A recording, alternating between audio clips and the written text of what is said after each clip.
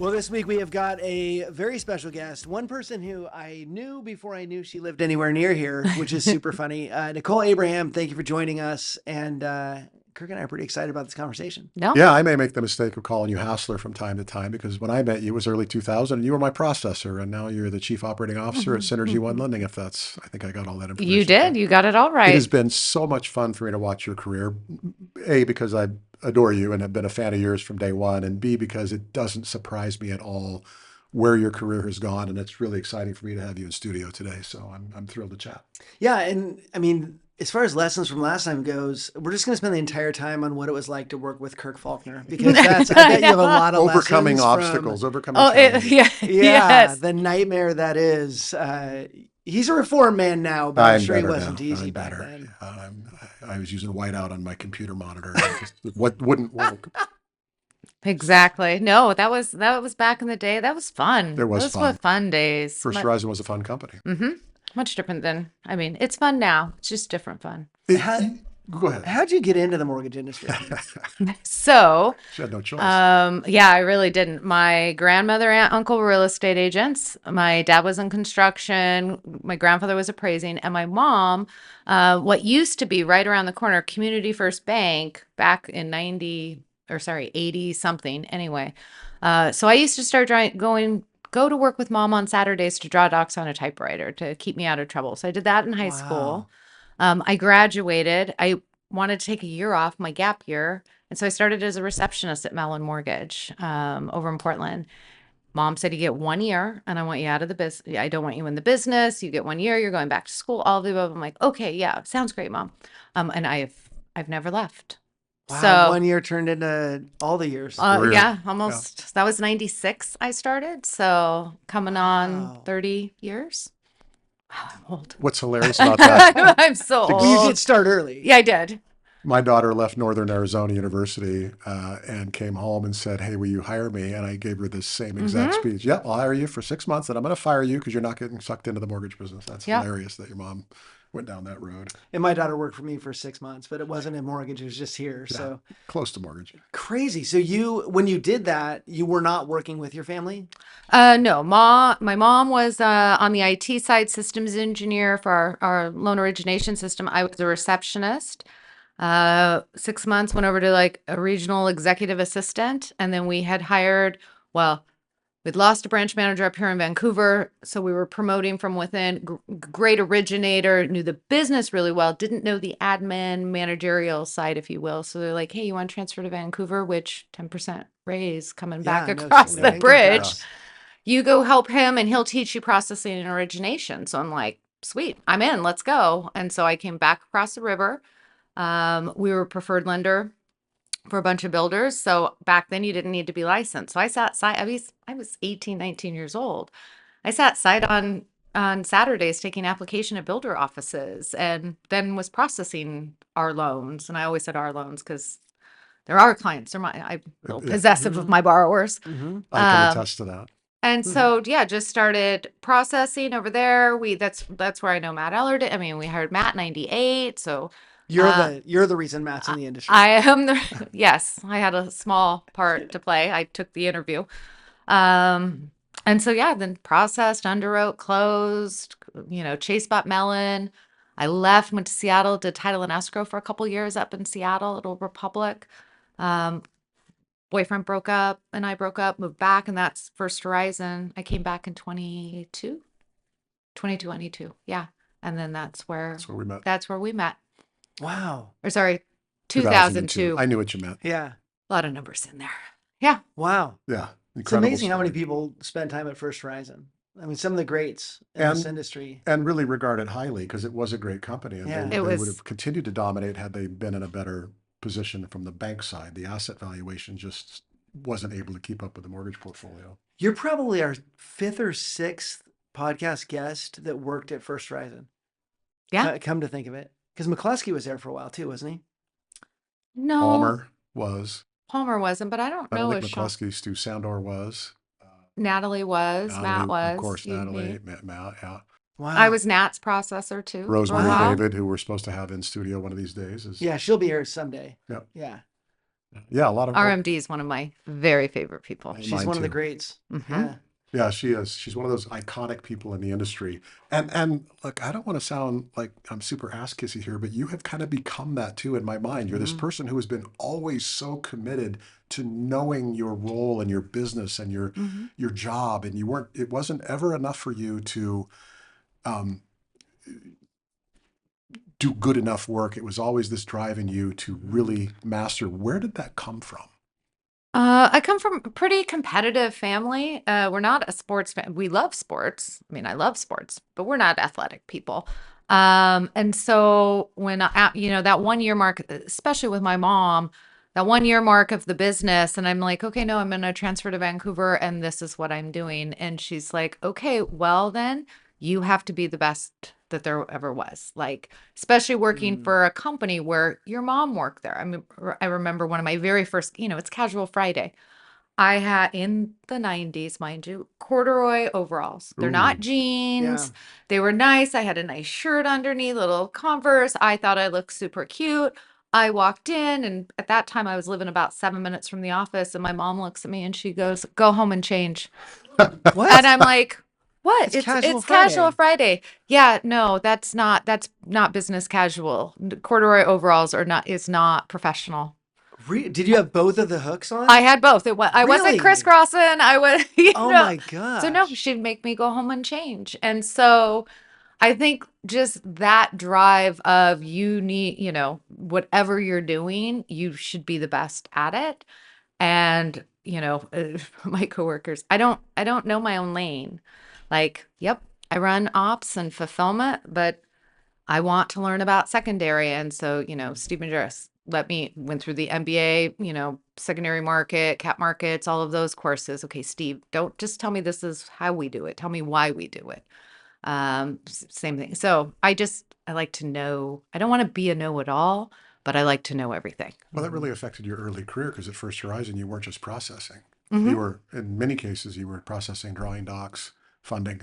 Yeah. Uh, Back then, that was part of you the could, fun. You yeah. could, you didn't need to be licensed, so you could originate. I processed the loans. Then back then you had DU validators, if you will. So you're basically underwriting the file, everything but the appraisal. And then, yeah, you drew your docs, you funded your loan. I don't post close. I fund my loan and I want it to Yeah, stay. move on. So, and it was all there. And so I look at the numbers of like the amount of, and even if you discounted my own personal production back then, to a normalized, how many loans, what the average is, processors, well, they should be able to average 15 to 20 funded loans a month today. I was doing 150 Whoa. myself, underwriting them, drawing them, funding them. Part of that, I believe, is less steps, less touches along the way. I mean, I know the file better than More anybody. continuity. I don't have to spend time explaining it to an underwriter or tell my doc drawer what we're doing. And so there is some of that. But we also had those loans I couldn't underwrite. I had to go stand at the copy machine and scan that file up into the Spokane hub. I had to fax my appraisal orders. We didn't have the technology like we do today, but yet our production levels in fulfillment have gone down, which just is still mind-boggling to It me. is. And even though the regulatory landscape has changed a lot, there's a lot more layers of regulation Mhm. now than there were before. It doesn't explain how inefficient the industry can sometimes be. I will tell you, it's been fun working. We're working on financing right now for a home build we want to do. And I have two different lenders I'm working with and for two different things. And it's fun seeing the two processes. And one, all the conditions are like, here's your condition, click to upload, here's your Yep. condition. And the other one's, here's all of your conditions, click here and just upload everything we just asked you for. And it's so funny to me. I'm like, these are two companies that made a decision on a software. One of them, I got my conditions in immediately. Mhm. The other one, I'm like, did you not get that? Like, I'm getting really frustrated Yeah. because I'm pretty sure I uploaded it. And they're like, well, just try it again. And it's like the part of that is a process thing, right? Mhm. It's that, somebody focuses more on process. Yes. And really just, any process we do. Well, Steve has coined the phrase for us, our product is the process. Mm. We have rates, we have mortgages. I mean, obviously that is what we do, but why consumers want to do business with us is the speedies and expertise of how we do it. I did not plan that, but it worked with what I'm wearing. And so when anybody is designing, especially a technology processes, thinking about the consumer at mind, not how you want it, but how they would function. Do they want, 10 things? I might not have all 10 right now. I might have to call the bank to get my extra month of my bank statements. Or giving them optionality. You can upload pay stubs and W-2s, or you can opt into online verification of income and employment. You can give me bank statements, or you can opt into a VOA. Those types of things. And so, but it is still those things that I still don't get why cycle times and cost to originate and everything else is so much higher than what it was, what 20, it should be. 20 years ago. Well, So- let's talk about next steps. So we're at First Horizon. Yeah. You migrate from there over to Lake Oswego, and I don't know if that was the exact progress. Yeah. So First Horizon, I had made the decision. What was I doing? Oh, I was the regional trainer. I was helping onboard branches. I was training on product back then. And so a lot of time out of Lake Oswego. Well, First Horizon went up for sale and didn't know who we were going to sell to, but we knew we were up for sale. And so I'm like, okay, we're not recruiting. We're not rolling new product. We're now in 0708. I'm not teaching how to do stated income loans anymore. Yeah, so my bread and butter was gone. So went over there and I'm like, can I just underwrite? Can I just sit over here and full-time underwrite for wholesale? And so I was underwriting in wholesale, and then bought First Horizon. I ended up staying over there running ops for wholesale. Then they needed somebody to run the sales side of wholesale, so I did that. And then I politely asked if I could go back to retail. Wholesale is just not my thing. I miss my own kids and people. And so I moved back over to retail as the regional ops manager for the Pacific Northwest there. And then Met decided to shut down in 2012, and I went to Academy Mortgage. There was about 35 of us in the local area. We'd interviewed, and that's where I know 𝗪𝗁 so well. And we were all looking at different companies and this and that. And they chose a company that I'm like, this isn't for me. I don't feel it. I have no job. I don't know what I'm going to go do, but I'm sorry, but this isn't for me. And so 30 of us who all had our licenses and everything else, because then you had to be licensed. And coming out under Met, you had state preemption. They had a bank. So the 30 with licenses, we ended up going to Academy, and I was there until 2019.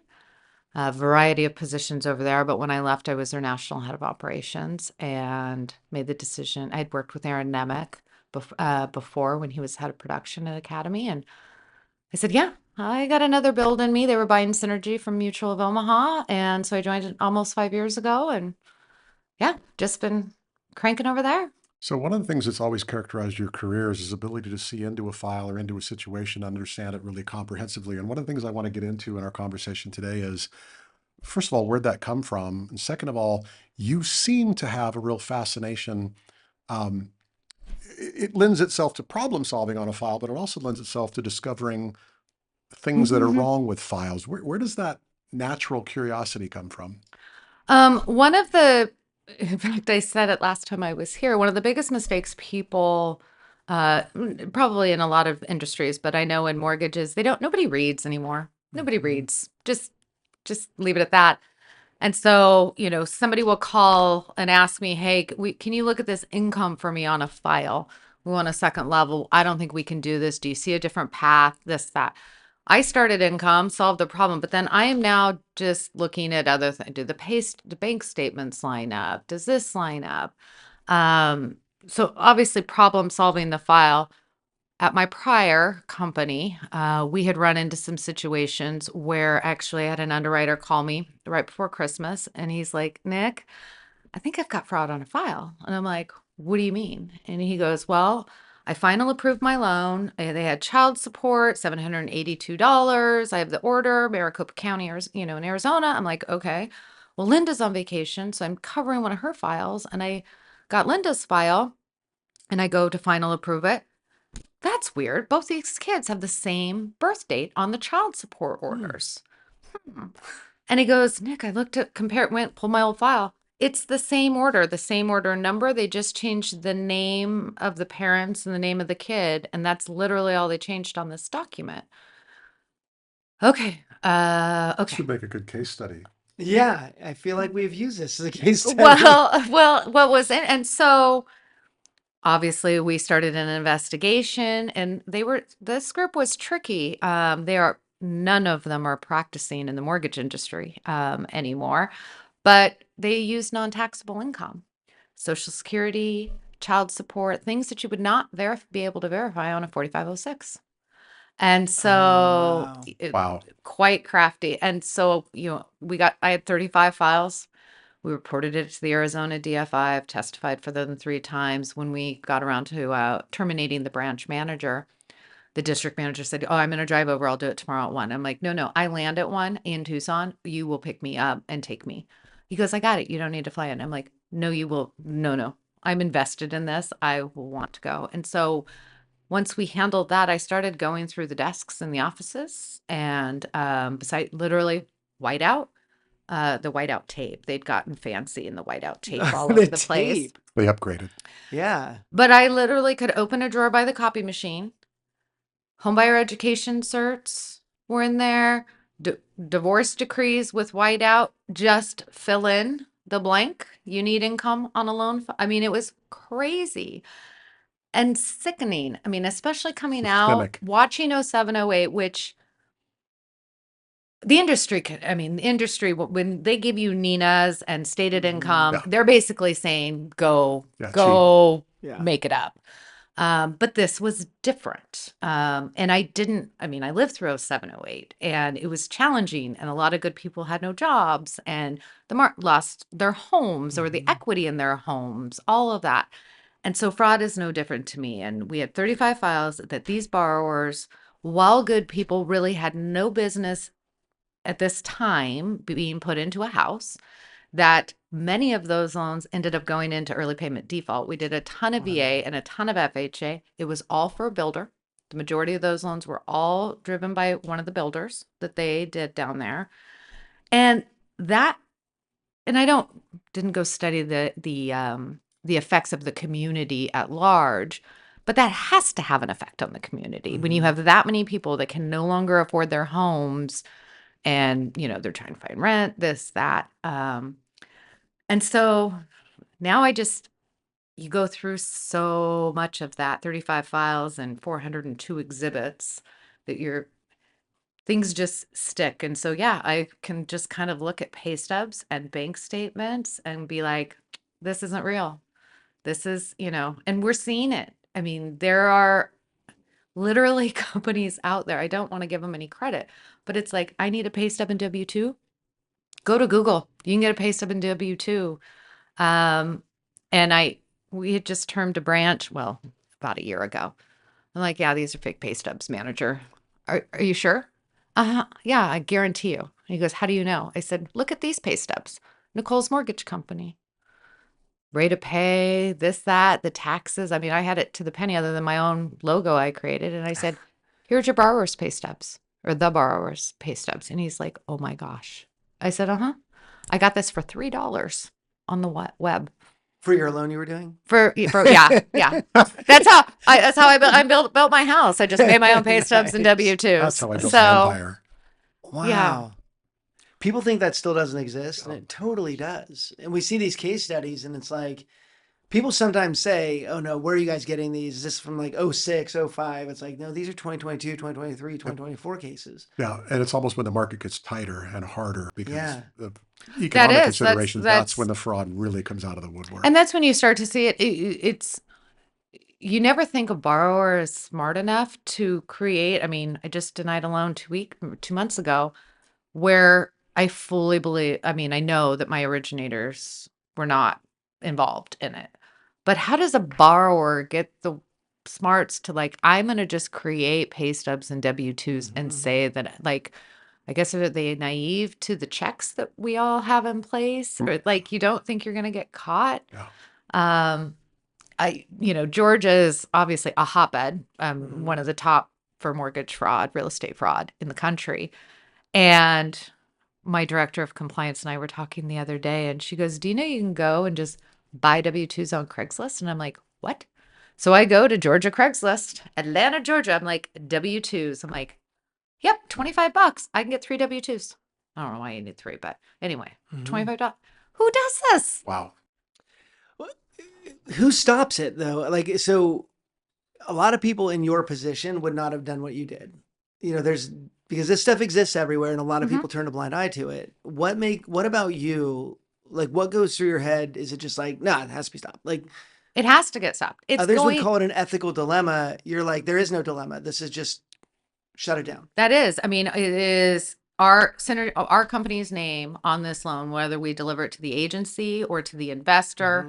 It is our name on it. And even, I mean, there are loans I don't find. I mean, it's not like I or my, there are loans that I would never have caught. It looks beautiful, but somebody is going to catch it. And then you have a repurchase, and then I can't do anything about it. Now I've got this loan on my books that maybe they're performing, maybe they're not making their payments. And so for just the industry as a whole, everybody should report it. If, our teams, like, it's okay to ask the doctor if he washed his hands before they do surgery on you, right? So we always say, like, it's okay to raise your hand. And so, we have the ethics line, it's anonymous. Hey, whether somebody may have, I was sexually harassed or somebody was mean to me, or these pay stubs don't look legit. I'm not asking you to be the crime fighter or the detective.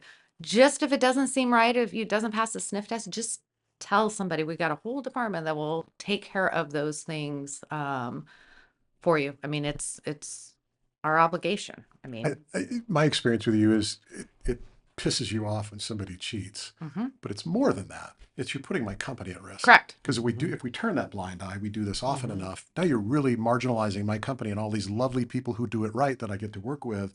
You're putting all of our jobs at risk if I don't do something. Correct. You take that fairly seriously. Correct. I mean, it's just, yes. If you are watching this podcast and you're in the mortgage industry and you haven't checked out the Knowledge Coop, you definitely need to dive into the Knowledge Coop. In there, you will find content and community that will help you grow as an individual by learning everything there is to know about the mortgage industry.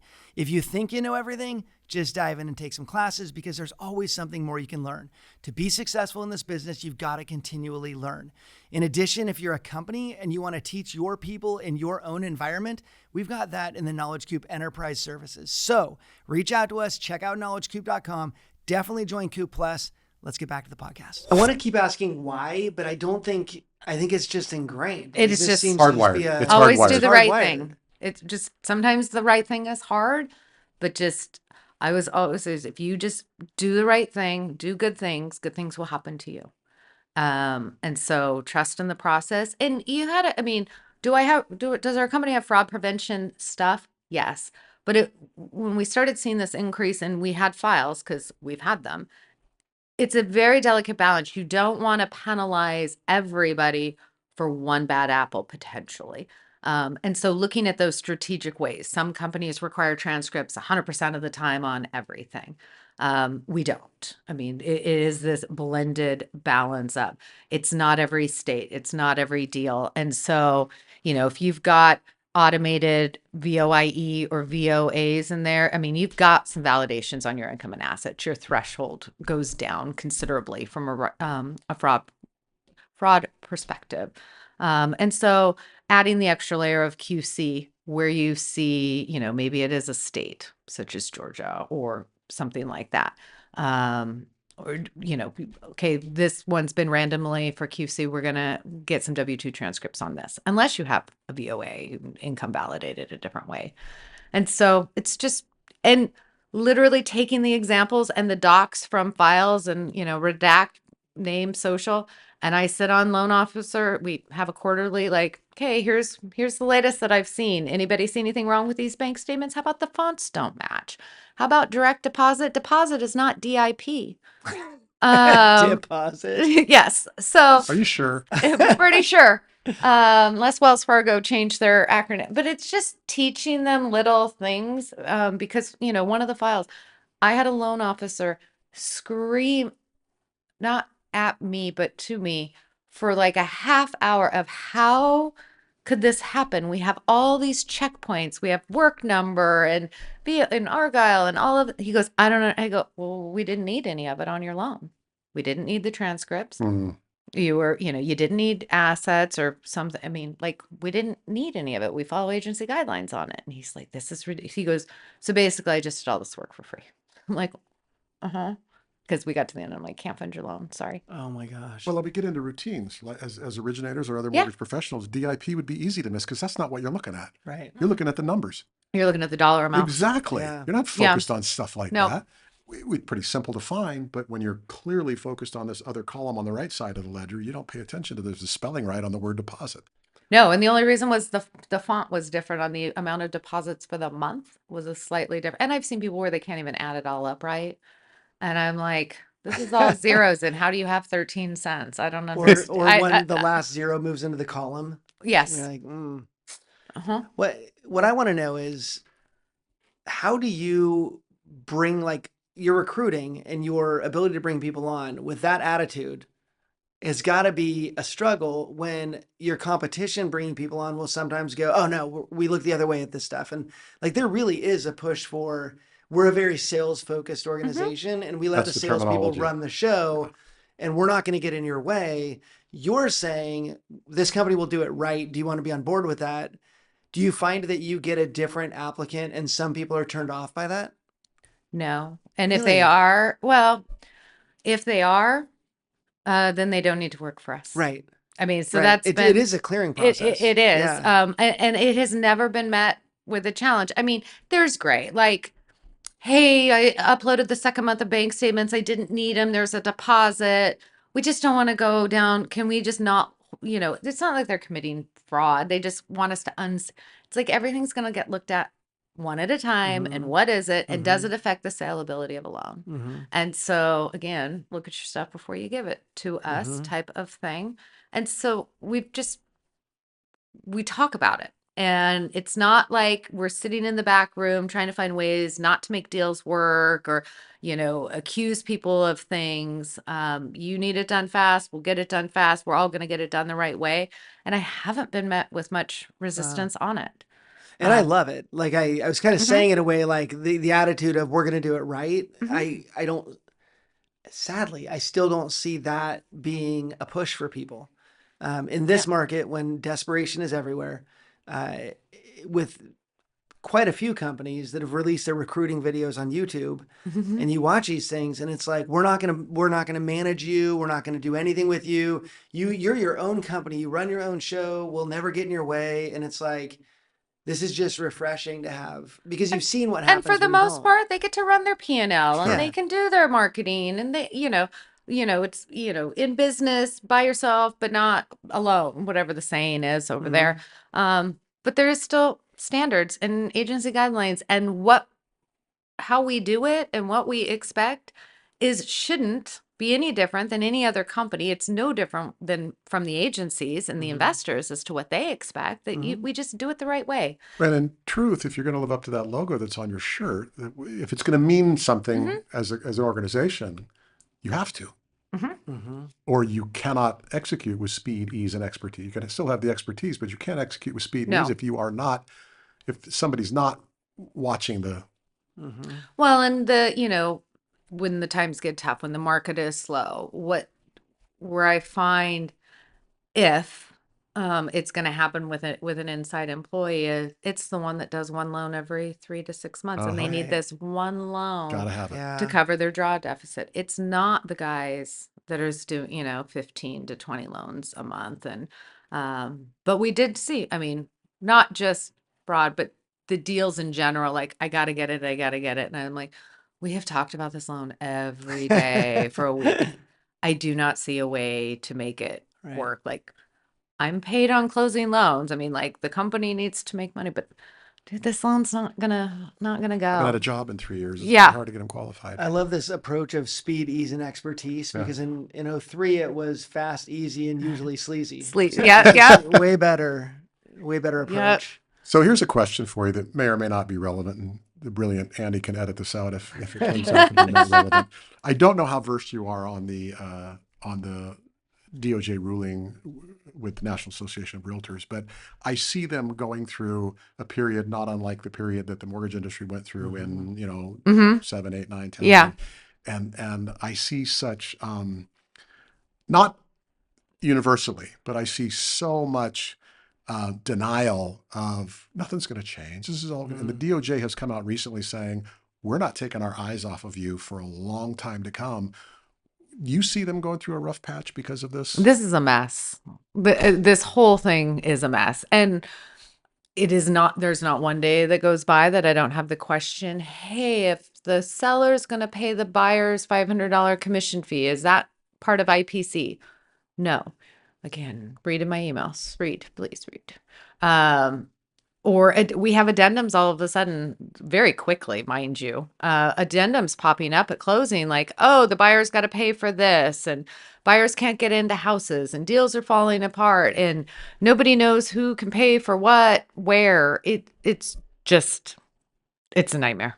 But it's a nightmare partly because, like you said, nobody reads. Correct. And I've been saying in seminars so far this year, I'm like, how many of you have read the NAR settlement? And so far this year, out of all the classes I've asked that in, 3 people. Yep. I have classes where 100% of the people have not read it. And all they're reading is something that came out from NAR, which is going to be one-sided, of course. And then whatever's on the media is going to be totally wrong. And so it's right there. It's right there in the settlement. You could just read. Well, you then have, so down payment assistance, you know, like a Texas Housing, Washington Bond. Okay, so now we have some of those DPA providers where they're going to give you 4%. So typically 3% goes to your down payment and you have your extra 1% closing costs prepaid. Some of the state housing providers have come out and said, you can't use the 4% for realtor commissions. Oh, wow. You can. Then, and so they're Eastern states. So then I got an email probably Thursday or Friday of last week where somebody's Facebook meme, one of our loan officers snipped it. It was from another company and the breaking news, realtor commission can now be used for DPA.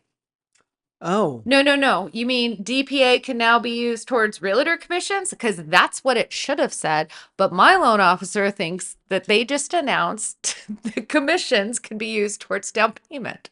Oh my gosh. Total backwards. Yeah. Did not obviously go through their marketing and compliance department. Yes. So, Yikes. and I'm like, I need to see this entire post because this graphic is not on its own what it's meaning. It means that state, Wisconsin, you can use the commission or the DPA towards commissions. And it's going to be different across the entire country. Oh. She's going to make it really impossible for Oh no, we're national trying to lenders. like make a grid. I mean, I have AI conditioning in my system, so it's like, okay, Texas says you can't use it on this program. Let's program the funding conditions so the closers don't miss it. This state, yep, let's program it in. So we're just handling them one by one. You talked about the cost of origination. And when we had Bill Dallas on months ago, he talked about the inefficiencies of the industry and how we have to grow up as an industry and get a lot more efficient. How do we get there effectively as an industry? Because if we don't, the cost of origination is going to, combined with the inefficiencies of the system, it's not just loan officers not reading or processors or underwriters not reading. It's that so many things like this NAR ruling are applied differently in every state. How does a mortgage company react to that and create infrastructure to support getting as many loans funded as possible while still meeting the unique guidelines of the different states? Well, I think we've gotten into this and it's been going on for a number of years. Think back, let's just go 2022 when you and I worked together. 2002. Sure. I like to make it You were like on I'm much Camino younger. de Santiago I in know. 2022, I think. 19. Oh, was it 19? Did the role of a loan officer assistant even exist? No. Back then? No. It didn't. Called a processor. We didn't have transaction coordinators. We Yep. didn't have LOAs. We didn't have a branch manager and a sales manager and a this and that. I think we have gotten, and I don't know what or why it changed, but we got so dependent on now I have to have a team. And the loan officer, you know, I'm doing 3 loans. I need an assistant for three loans. And then I, you know, when we started moving into that space, then I was raised that, okay, 6 loans get you 1 assistant, add another 6, you get a front end, back end. I think we've gotten 1, 2 people heavy Agreed. on it. And so because we've got LOs, LOAs, their transaction coordinator, a processor 1, a processor 2, oh, I got to send it over to the setup debt. Like, And I need a marketing specialist. and I needed my own marketing person because I can't post to my own Facebook. It's too hard for me. Life is hard. I can post my lunch. Correct. You know? So I think we've gotten very people heavy. And then just the sheer cost of all the, I mean, that you have to spend nowadays that we have, but we didn't have. I mean, the cost of credit reports is through the roof. I mean, this is when I start sounding, back in my day, it was $7.65 for a credit report. The verifications, you know, while it's the fastest, it's the most expensive on that. And then you've got MERS and just layer upon layer. You got to pay the doc vendors, and then certain ones, you know, certain providers may have monopoly on something, and you don't have a choice. I'm not gonna say, but 80% of the lenders use them. So you know, LOSs, POSs, things like that, and you're just stuck. And so, you know, our cost to originate has come down. It is nowhere near where we would like it to be. But at the end of last year, probably, you know, we spent a good chunk of last year literally going through every single contract. Can it be renegotiated? Do we need it? Don't we need it? You know, do we need to retrain to get higher adoption on it? Just to thin out whatever a nice to have versus a need to have. And so, happy to say the Knowledge Cube made you it through did. all You that passed. vetting. You passed. You passed and renewed. Of course. Yeah. You know, it is hard when you trying to be cautious in how I say this, but there was a company that came out, and we'll call them a coaching company, and their big thing, the whole, you said loan processor 1, loan processor 2, like that was developed by a coaching company that told loan officers, like, you deserve this. This is what you need. And you go back to your company, you let them know that they have to spend this on you. Yep. And that inflated a lot of the budgets. In order to keep a top producing loan officer, you had to provide these things. And then when I talk to friends who had loan officers leave, many of them say, when we did the math, they cost us more than like a mid-level producer because of all the things we had to lay out for Correct. them. It actually turns out being almost a net loss by bringing somebody bigger on. Not to mention the signing bonuses we saw get handed out over the last few years. A lot of that cost to originate, those numbers are factored into cost to originate, and that's part of what's jacking all those things up. Absolutely. You can't recruit your way into profitability because there's so much fee attached to the recruiting process and hiring. You can't technically cut your way, but you can gain savings by becoming more efficient. And it's in a sense cutting, but recruiting always has a dollar amount attached to it. So when you're getting a 10% return on your $100 of recruiting, you know, when you have that successful hire, there's a cost associated with that. So it can't just be solved through more volume or more bodies. It's got to be solved in a comprehensive way. Yeah, we even saw at the end of, you know, towards the end of last year during the recruiting process, those looking to make a move, and they're like, and it's like the pro forma does not support all of this support staff. I mean, you just show them the numbers. We do it together. And they're like, no, we know we're going to take this as an opportunity to just, we're leaving. Unfortunately, they don't. And like, make me the bad one. We don't have a place for you now. When business picks up, maybe. It's a lot of people, especially out in sales and branch land. I mean, the majority of branch managers are originators at heart. And being a salesperson, you always want to say yes. And it's, I think, more challenging for them to have those difficult conversations of this isn't working, or I have to cut staff. I mean, that is the worst thing in my entire career, is when I have to, if I've ever had to do a reduction in force, like the worst. I'd rather fire you because at least I have cause than just, I don't have enough business. Well, they also, I think there's sometimes a misunderstanding of value. They don't understand their value proposition. I'm bringing 8 loan officers. No, you're not. You're bringing 3 that are closing loans. Correct. The other 5 are barely hanging on, if they're even hanging on. And they might be lovely people, and they might even be trying to do it right and well, but they're now a net cost to the organization because they're not closing enough volume in a quarter to justify their own benefits, much less the other unrelated costs. Well, and now we're in this world, you know, 10 years ago, probably even 5 years ago. How much volume? Well, here's my W-2. That doesn't tell me how much volume that you're doing. And now in most states, you can't even ask for a W-2 and pay stub like we used to. But you go into like model match, and I'm like, You did not do 20 million last year. You did 6 Yeah. because I've got the stats right Salespeople here. exaggerate. I know, it's crazy. It can happen once in a I while. still do. Yeah, well, I'm like, oh, we got 4 demos out of that. You're like, well, we got 3. I'm like, but it's 4 in my head. In my head, it's 4. it's really fascinating for me to have known you when and to watch the evolution of your career. And again, I'm not trying to No. fill your head, but it's just been really fun to see how you have evolved into the position that you're in right now, and the way you approach the business and the way you think about the business. And I think it's the key, at least philosophically, to the industry finding its healthy way. If more of the industry develops that mindset of, we got to get more efficient, more is not better, expertise is critically important, fund every loan you possibly can because that's revenue, and avoid every loan that's going to come Correct. back on you that you possibly can. You can't always find fraud, but really, people don't read was one of the things you said early on. I didn't have to when I got into business. I had a processor who stacked homeloanview.com sheets on my desk, and the rates were dropping from 7.25% down to 5.5%. So all I had to do was call them, say, you want to refi for no cost? Yeah, I do. Okay. I didn't have to understand a guide. Yeah. I just had to understand math.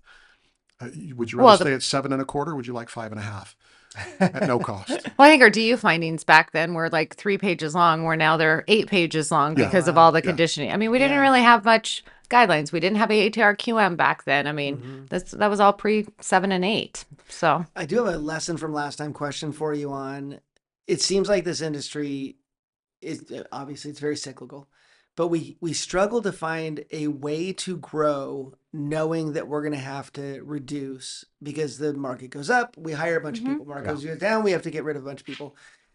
Do you have any idea, like, how do you solve for that? Like, what is there a world where we're not having to grow really big and then lay off, and then grow really big and then lay off? I think it's what the growth is. Is it because of, rate rally, or is it we're hiring and, people through natural attrition that we're, I think that's one thing that we look at. I always tried to be just slightly overstaffed to accommodate if rates were to rally or we were to hire a group, those types of things.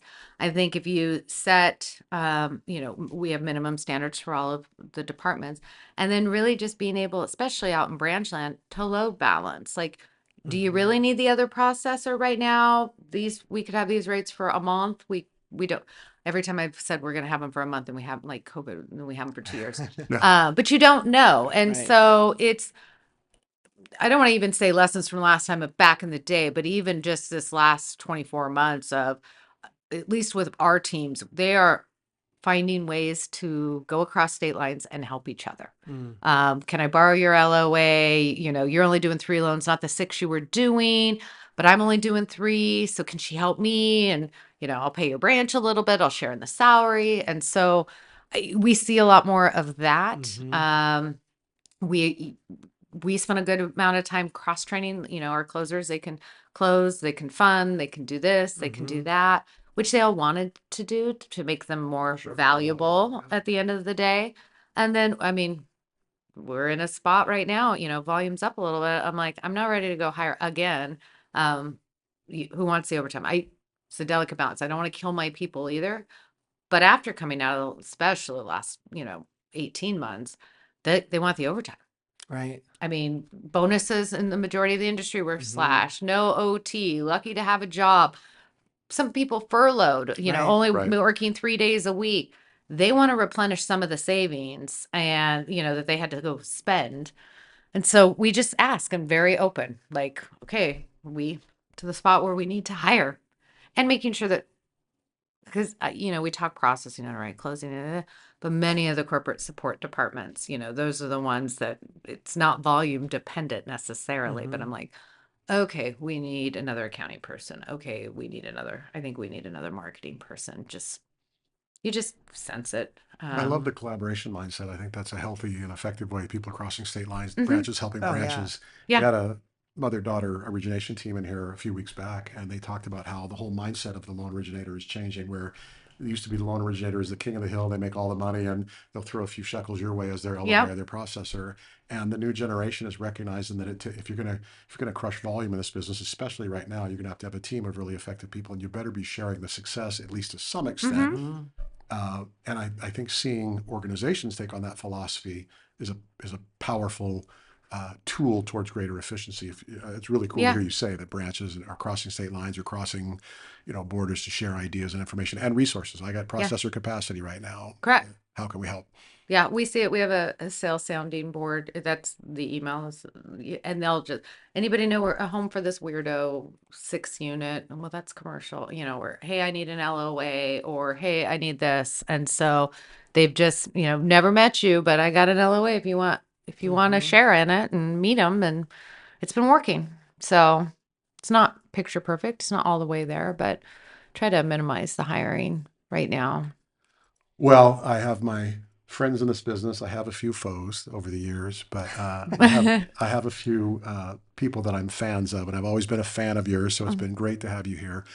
If somebody wanted to pick your brain or ask you a question, or they wanted to find out what's so great about Synergy One, how would they get a hold of you? So you're going to throw my number up at the bottom of the screen. Probably, yeah. The email is easiest besides texting me, but my email is Nicole, Nicole, at s1l.com. See, it's so easy. I don't even know what it is. I'm on LinkedIn. It does actually still say, I've never changed. I don't know why. Nicole parentheses Hassler Abraham on LinkedIn, and I feel validated. That's just for you. So I feel Hassler validated. is still out there. It was an epic name. With an I've only epic been married reputation. 17 years. Well, I probably see. could change it. Anyway, yeah, happy to help. All Very right, cool. one last question for you. Yes, sir. If you were to go back and see little Nicole at 10 years old run on the playground, and you could stop her and give her one piece of advice based on everything that you know, all of your experiences you've had, and you get to give that one piece of advice to little 10-year-old Nicole, what would you say? Well, that one wouldn't have been. I don't know. Dude, you should have prepped me with that question, so I could have had It's a more good fun when answer. we I don't. know, but I think just do all the things. I didn't do enough in high school. I didn't put myself out there. I worked. I did this and that. I have a great life. My family is good, and a husband and kids, and I love what I do. No matter what company I've ever been with, I have been very fortunate with who I've worked with or for. Rosemary, Nat, all of this. Yeah, I don't know. I'll come back to you next Do all time. the things. I actually Do love all the that. things. Yeah. I mean, yeah. Which you're kind of doing now. You have a career that you love, Yeah. but you I also have do. a family and the kids and their sports, and you're involved in And that. yeah, so I'm very, yes. Yeah. So, Obsessively so at Yeah. times. Great having you here. No, really, thank you, really guys. fun. Thank you so much for joining us. It's been awesome. yeah. Perfect.